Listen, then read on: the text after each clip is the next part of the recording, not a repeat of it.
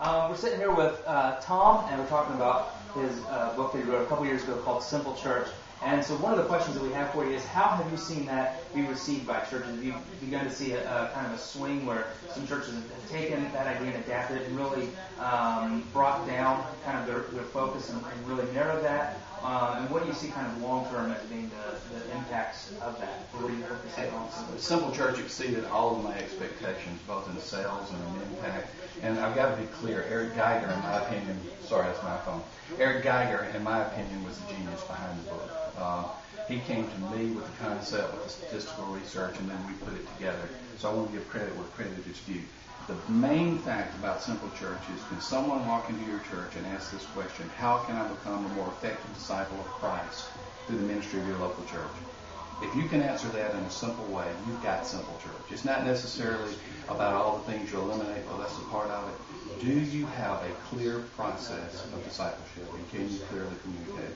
The impact has been significant. I've probably received, I don't think I'd be exaggerating to say I've received nearly 10,000 emails about Simple Church and the impact it's had. Some people have had questions, some even had some critics, but overall it has been very well received. So I noticed on your blog recently, ThomRainer.com. Yeah, that's good. ThomRainer.com. ThomRainer. Yes, I noticed you. No plug there. We were talking about your blog, talking about your books.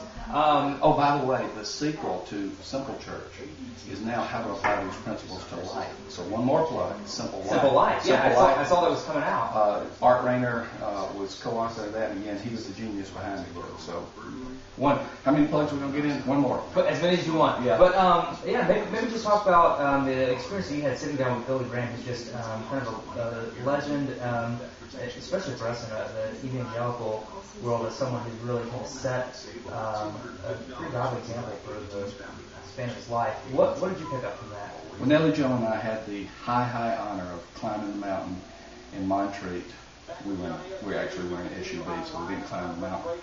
We were able to climb the mountain and go into his home in Montreat, a mountaintop home, rather modest log home, but still very, very nice, and have a short time with Billy Graham. There's so much about that man that I could say. First thing that you notice is his total humility. I mean, here's a man who has hosted kings and presidents and has led presidents to Christ, including George W. Bush. And here he is, total humility. He says he's honored for us to be there. So the humility. And then just to see his singular focus on the gospel. Well, he's had so many potential distractions. And to see him in the twilight of his years, and it was just an incredible honor. I loved every minute of it. He liked Nellie Jo better. I keep pointing over here because Nellie Jo's over here. He liked Nellie Jo more than he liked me. But everybody likes Nellie Jo more than they like me. She's nice, I know. So what kind of insight would you give to people watching? What's like one tidbit of wisdom that if you could get this sentence or paragraph out there to the world, what would you like to say? Consider the brevity of life. It's cliche, but make every moment count. Don't waste any moments. That's what Simple Life really was all about. Making every moment count and make a difference. It's hard to believe that I'm 54 years old. I also find that hard to believe. I didn't mean to say I don't look 54. That was a softball for you. There was a total setup there. No, I'm not saying I look every bit 54 years old. But what I'm saying is, it's hard to believe that those years have come as quickly as they have.